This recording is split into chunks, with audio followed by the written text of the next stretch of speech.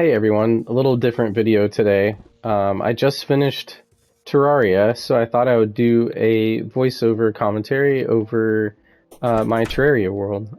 So this is my house. It started off on just like a little square, and slowly but surely throughout the game I ended up building it up. And I tried to do like a marble tree kind of a concept to make it look a little bit more organic with honey coming up out of the top. And next to it I have, this is like my NPC Hotel. When you unlock a lot of the NPCs in the game, they need a place to stay. So this isn't anything fancy, but just a place for them to temporarily call home until you assign them somewhere else. So this is the pylon system. If you're not familiar with Terraria, it's the way you teleport to different regions of the game. And it's powered by the relationships of the NPCs that you have at that pylon. So my ocean pylon, I have the fisherman and I have the hairstylist, and this is kind of my ocean setup. I build kind of like a sand theme with like a wooden backdrop for the wallpaper, and I found a tool that converts sand, and it makes sand castles. So that's kind of the theme I went with, and I created a little bit of a fishing boardwalk here. So now I'll teleport back to the jungle biome. So that was the ocean.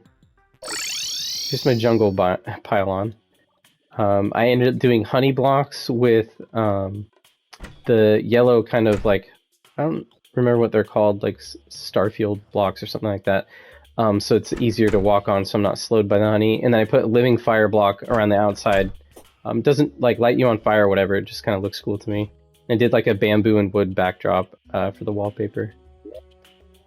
For the next biome, I'll go ahead and show you. It's the cavern pylon. I did like obsidian, stone, and iridescent block for the color theme here. Also set up a fishing platform down here. Let's see, next we're gonna go to the desert. Oh, he is standing in my way. There we go. So the reason I have the desert pylon so far away from my house is to make it more efficient, because I had a desert biome like right next to me, next to my house, so I didn't feel the need to put a pylon right next to my house, because I already have the forest pylon as that waypoint. So there's a little desert right outside the snow biome, so I use this kind of as a middle point. I went with like a crimson block brick on the outside, and I used sandstone as the wallpaper backing. And it gives me access to the snow biome as well as the other side of the forest biome in my world. So next we're going to go to a mushroom pylon, where I have his name is Stesum, who can reforge stuff. Very important to bring your gear here when you find a new weapon or accessory to reforge it through him. And also have the engineer here as well. So they give me access to the lower areas as well as the right side of the map, because I actually don't have any teleports as far right. I can use my shell phone to teleport to the other side of the ocean, which I just have like a little fishing hut over here. And I can use it to access my little kind of custom made mushroom biome over here, so that Truffle, who's my mushroom NPC, can spawn in because he has the mushroom biome next to him. The cyborg is up there, and the tax collector is here. As well as Gargoyle the cat, as you can see up here. That is pretty much it as far as my pylons are concerned. I ended up just defeating the Moon Lord a couple days ago, and felt like it would be fitting to give a little bit of a world tour, and seeing as though I just beat the game. So zooming out here, this is all of the area that I explored in the game. Here's the Shimmer Pond. I fought Plantera down here in this rectangle. And then this is the jungle temple once you beat Plantera.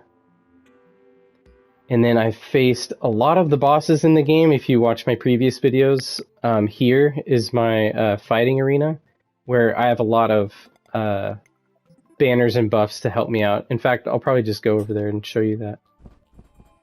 Alright, so when you kill a milestone amount of a creature, they drop a banner, and then it gives you a future buff against that creature. So I ended up just storing all of my banners here so that when I'm fighting bosses and other big fights, I'll have a buff to my damage. Here's a little bit of a lava pit catch for enemies that are trying to track me. The strat is to go underground and they'll track you and jump into the pit. But that's pretty much it for my my fighting arena and the rest of my world. I explored pretty much all of it. Oh, and then here's the dungeon. Goes all the way up and the entrance is there. And I have a bit of a smaller boss fighting arena for a couple bosses that spawn over there. And then I made a sky runway so that you can fight bosses up there. And a little bit of a housing structure with the golfer, the wizard, and we happen to have a traveling merchant right now at the time of recording this video. But yeah, that's pretty much my world. I spawned here, and I tried to create... Let's see, I can actually just spawn there and show you. So I spawned here and went right as soon as I loaded into my world. And I tried to create my first home here and was confused as to why enemies kept getting in. And I didn't know that you... I found out later that you needed a wall backing behind your home so that enemies won't spawn inside your home. So I kind of abandoned this treehouse idea early on and ended up just kind of exploring and finding a flat ground home in the forest biome, as you'll see later in this video, where I show my house evolution, starting from a small square to what I have now.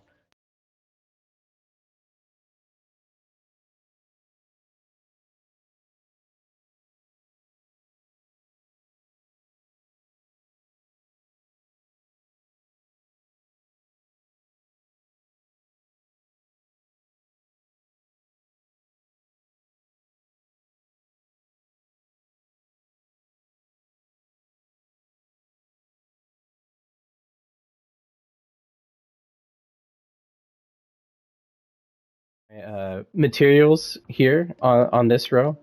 I did my weapons on this row, and I categorized them by weapon type. And then on this row I did armor and a lot of the decorations, so furniture, paintings, statues. Up here I had valuable items, so I had all of the ore, mostly accessories. And then once we went into hard mode, I kept all of the hard mode currency drops in here. And then I put my jewels, so like emeralds and diamonds in there. And then on this row, I did all plants, food, potions in those chests. And then this was a miscellaneous catch-all with all of the random things that you can get in this game. And then I have kind of my more important building crafting machines on this row.